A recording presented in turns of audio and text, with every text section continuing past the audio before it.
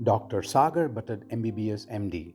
He is the first DM in India in pediatric clinical immunology and rheumatology specialty.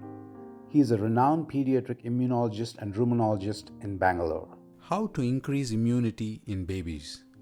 As an immunologist, one of the favorite questions that I'm faced with when I talk to parents is how can one improve immunity in their babies? I think the first thing parents must understand is what is immunity? What do you mean by immune system? I often love to compare this with our army because we all know army protects us from our enemies.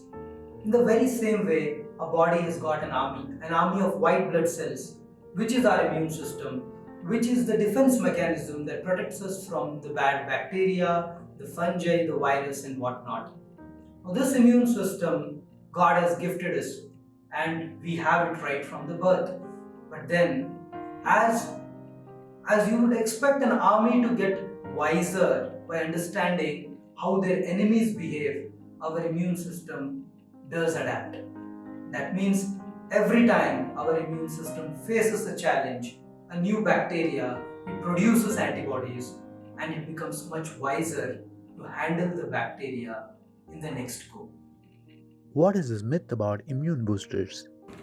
Do you know Indians spent 15,000 crores on immune boosting products the last year thanks to the pandemic?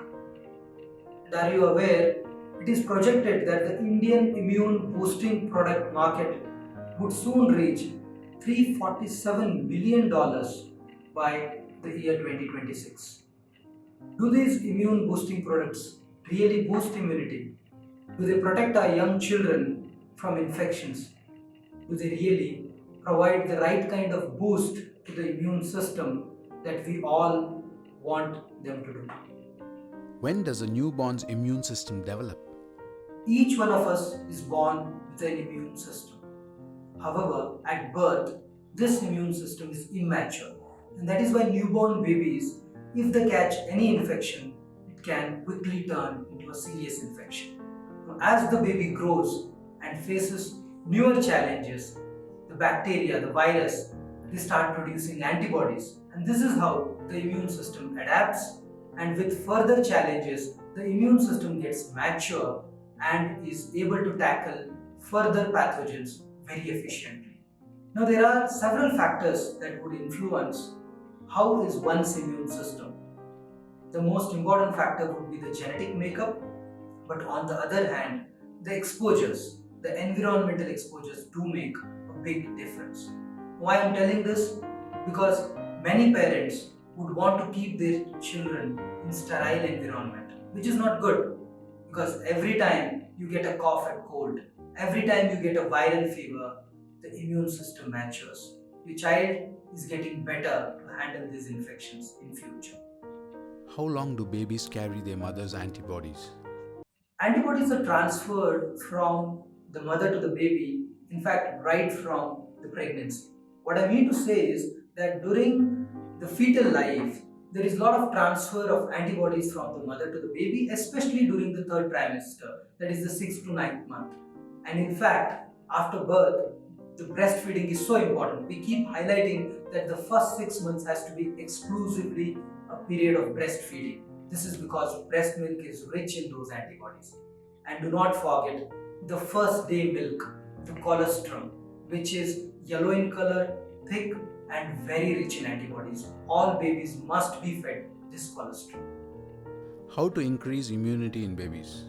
Now, how do we increase immunity in babies? Now, this is kind of a very favorite question because everyone is interested these days in immunity and wants to boost immunity in their kids. Now, there are two important things I would want to highlight here. One is the exposures, the environmental exposures, and second thing, naturally, the food, because I'm sure everyone wants to listen what food to give to their babies. Now, when it comes to exposures, many parents feel that protecting their children from infections is a good thing to do. I don't think that's a wrong thing to do, but then keeping your baby always in a sterile environment would negatively impact the immune system. It is very well proven now that those children who don't get any infections in their early childhood develop a lot of allergies as they grow older. That means a little bit of exposure to viral infections would do good. That is the first thing, the exposures. Now, why not take your baby out in the sun? The sunlight would give you the right kind of exposure for production of vitamin D in your body. Fresh air. I'm sure these days cities are polluted, but then taking them out of the city for a walk would help get your child some fresh air and help them develop their lungs. And then, as I told you, a bit of viral fevers here and there, a bit of cough and cold here and there. Every time your child faces these kind of infections, the immune system matures, more antibodies are produced, and this is how you build a stronger immune system in your baby. How to boost immunity with food? What food would boost immunity in young children? Now, before I answer this question, let me tell you all those immune boosting products that are available in market. I would say most of them is a marketing gimmick, and you'll be spending your hard-earned money making sure these companies make money. So, what I'm trying to say is that whatever is cooked at home is the best food for your baby, and that is the immune boosting product for your baby. But let me highlight certain basic principles here. Number one, we say at least in the dinner, 50% of your diet has to be green vegetables. That would be a very important source of vitamins and minerals. Cutting down on sugar and junk food is very essential. If you really want to add some substance which will boost immunity, let us go for citrus fruits. The lemon, the oranges, which are a very rich source of vitamin C. And why don't you use turmeric? Now, turmeric, I would say, is essentially a compulsory ingredient to Indian dishes. Don't you remember your grandma telling you when you had a cough or cold, add little bit of turmeric to the milk and it will help you? And that is the truth, because turmeric has got a lot of antioxidants and helps you get rid of these infections faster. There are a lot of other good foods like almonds, or you could say broccoli, papaya. So there is a long list here. But what I'm again trying to highlight is that a balanced diet is what we all need. There is nothing called a superfood. No food in itself will boost your immunity unless it is taken in the right mix. So we are all born with an immune system that is immature, but it gets matured as we get exposures. So do not really fear fever. Common cold is something that we all have grown up with, and all these common viral fevers really boost our immunity. That's number one. Number two, a healthy balanced diet is what we need, and do not spend on those packaged immune boosting products.